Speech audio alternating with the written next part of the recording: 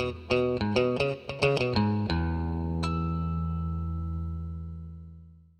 everyone, and welcome to another one of our videos. Today I'm going to be doing a review on this Innova 6100P OBD2 diagnostic and scan tool.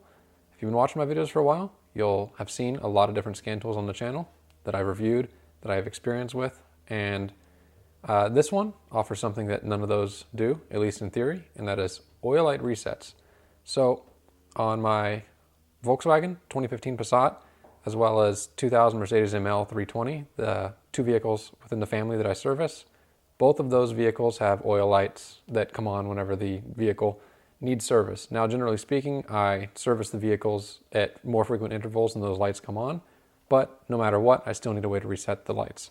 So, on the Volkswagen side of things, I haven't had a solution. On the Mercedes side, I have a Mercedes scan tool, but I will try this to see if it works at my next service, and I will definitely let you guys know in the comments if you're curious about the Mercedes side of things. But on the Volkswagen side, I haven't ever had a scan tool that I can reset the light with. The big option in the Volkswagen world, if you're familiar with that brand of vehicle, is a VCDS tool from a company called Rostec, and that's a very expensive piece of equipment.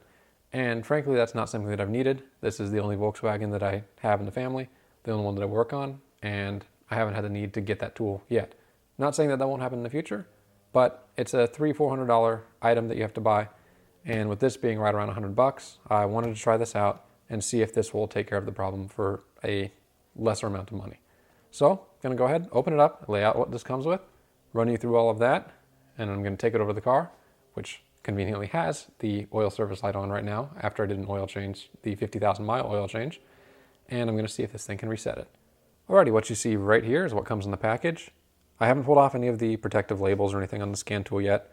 Behind this giant label is a screen, so this is not just a little plastic case with some buttons on it. But you get the scan tool, you get your OBD2 to DB connector cable. That connects the scan tool to your OBD2 port. You get some batteries, which is interesting. I haven't had a scan tool in the past that I can recall that took AA batteries for power. I believe all the ones that I have take 12-volt power right off the car. So be curious to see what exactly that's for. Maybe for the oil light reset, who knows. Comes with a little quick get started guide, warranty information, that sort of thing.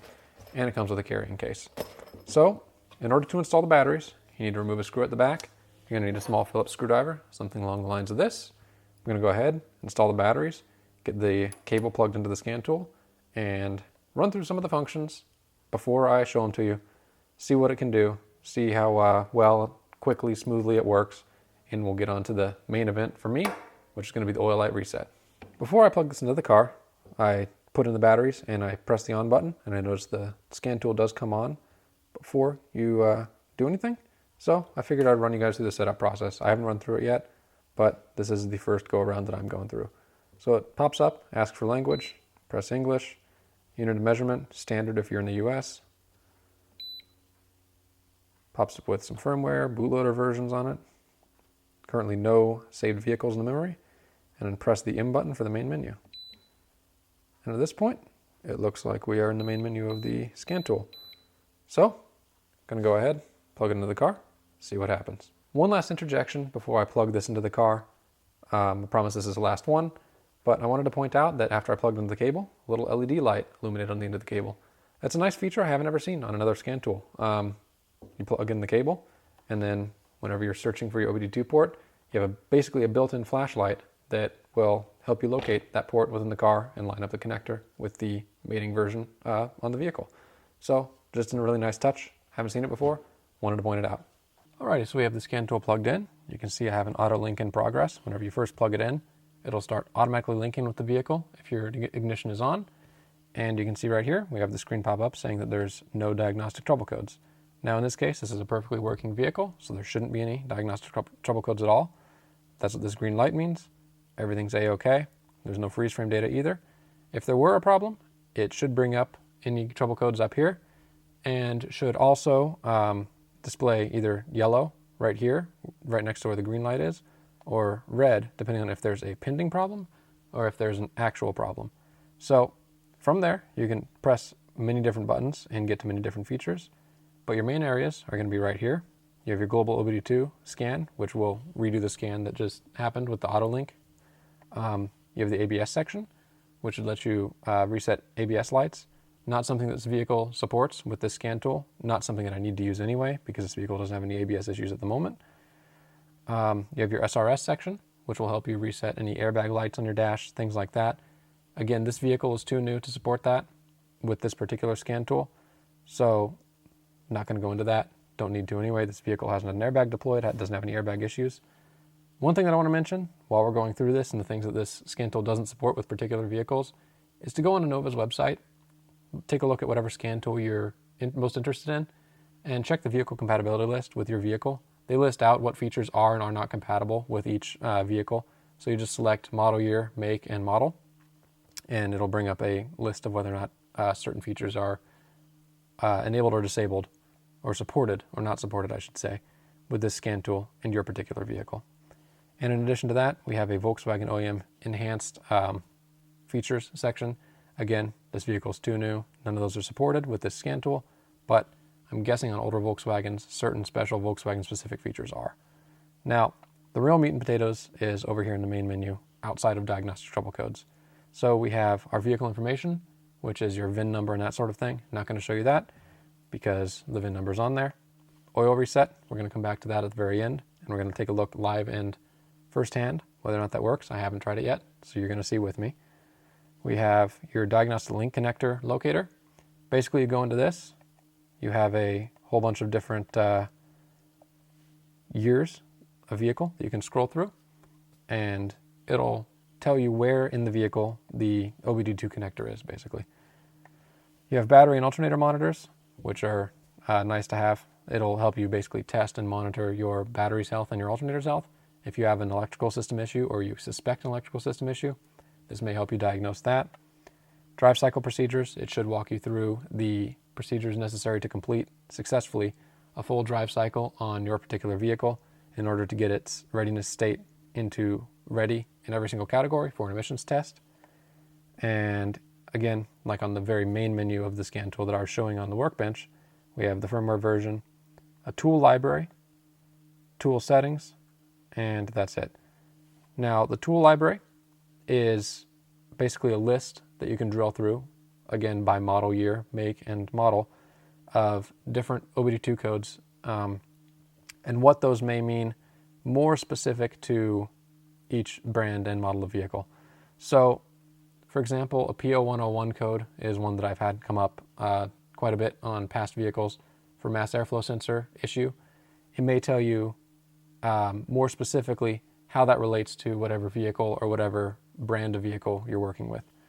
And in tool settings, lets you change settings on the tool, like the buttons beeping, which, as you can probably hear, I've turned off because I don't like buttons beeping whenever you press them. So, the reason why we're all here, or at least the reason why I'm here, is the oil reset feature. Like I said, this vehicle has the oil reset light on in the little in-dash screen. So I'm going to try this feature right now. It asks if I want to reset the oil maintenance. Absolutely. So I press yes. In progress. And it was not successful. So do I want to reset by procedure? Sure, why not? So it tells me turn on the ignition, but do not start the engine. Using the rocker switch on the windshield wiper lever or buttons on the steering wheel, select the settings menu. Once in the service submenu, press reset and press the OK button. Or using buttons in the gauge cluster, which is the procedure I've had to follow in the past, run through and complete the reset procedure. Interesting. So it looks like on this particular vehicle, even though the oil reset feature is stated to be supported on the website, it's not, at least not through the scan tool. It'll still walk you through the reset procedure, just skimming through this live. This appears to be indeed the correct reset procedure. So it's not an entire waste as far as not being able to help you reset your oil light, but in my case, it's not able to do exactly what I wanted. So take that for what it is. Doesn't perform the function that I was hoping it would, but possibly it will on your vehicle.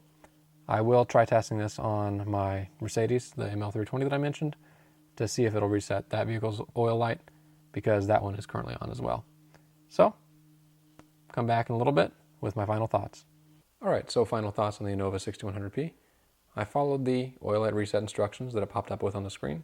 Those worked, so I can't really fault it there for providing any bad instructions. I do wish that it could still have reset the oil light without having to go through the procedure on the vehicle, because there's two different reset procedures on the Volkswagen, and one of them is a real pain to do. It involves turning on the emergency flashers and a bunch of other crazy nonsense items to get the major service reset light reset, basically. So it is what it is. Do I think it's a bad scan tool because of that? Absolutely not. Like I was saying earlier, with the really cool little LED function on there, the pretty full feature set has a nice responsive user interface. I think it's actually quite a good scan tool. So while I'm disappointed that it didn't work for my particular need, I definitely think that if you have an American vehicle, something like that, probably Japanese vehicles too, for the most part, this is probably going to do you just fine. Again, double check on the website, and if you're in doubt on a certain feature, probably email Innova and ask them about that specific feature in relation to your specific vehicle. But if I had to guess, most American vehicles are going to be covered just fine, and probably a good portion of Japanese vehicles are as well. German vehicles and Italian vehicles, a lot of other European cars, that's where you start to get into needing specialized scan tools, special cables, special software, a full-fledged laptop with a multiplexer plugged into it, all sorts of different fun things. So, like I said, definitely not a bad scan tool, not a bad price either, but keep in mind that you're going to need to do your due diligence and your research to make sure that it works for your application.